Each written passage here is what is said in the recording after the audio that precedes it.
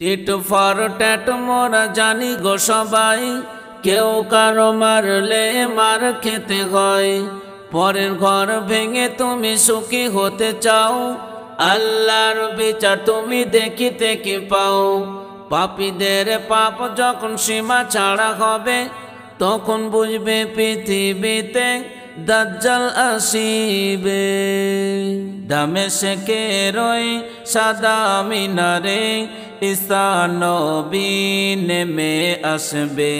তাহার দেখে দাজ্জাল তখন লবণের মতো গলে যাবে। দামেশকের ওই সাদা মিনারে ঈসা নবী নেমে আসবে। তাহার দেখে দাজ্জাল তখন লবণের মতো গলে যাবে, লবণের মতো গলে যাবে। ঈসা নবীর কওম যখন হত্যা করতে উদ্যত হয়েছে, আল্লাহ তখন ঈসা নবীকে চৌঠা আসমানে উঠিয়ে নিয়েছে।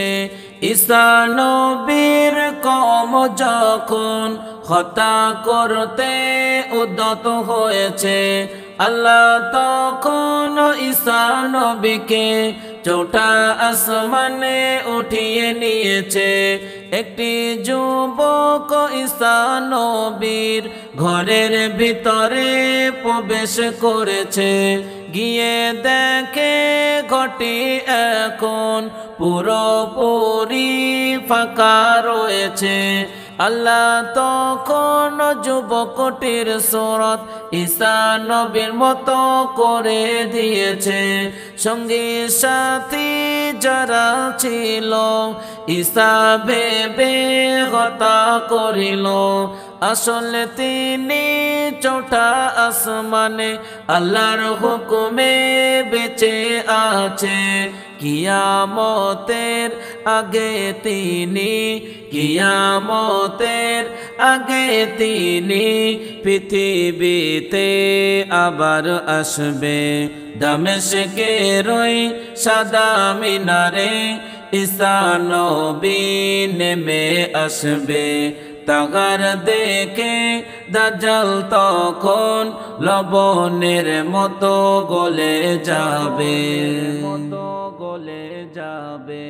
প্রিয় নবী বলে গেছে দাজ্জাল আসার আগে আগে আরব দেশের মরুভূমিতে তুষারপাতের ঘটনা ঘটবে। দাজ্জাল তখন পৃথিবীতে ভয়ঙ্কর ভাবে প্রকাশ পাবে। মুসলিমদের একটি বাহিনী তখন দাজ্জালের সাথে যুদ্ধ করবে। দামেশকের ওই উমাইয়া মসজিদ মুসলিম বাহিনী দখল করবে। এমন সময় ইমাম মাহদীর আত্মপ্রকাশ ঘটে যাবে। তাহার পিছে ঈসা নবী ইক্তেদা করে নামাজ পড়বে। অবশেষে দাজ্জালকে ওই, অবশেষে দাজ্জালকে ওই ঈসা নবী হত্যা করবে। দামেশকের ওই সাদা মিনারে ঈসা নবী নেমে আসবে।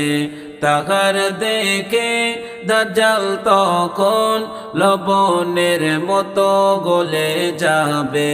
দামেশকের ওই সাদা মিনারে ঈসা নবী নেমে আসবে।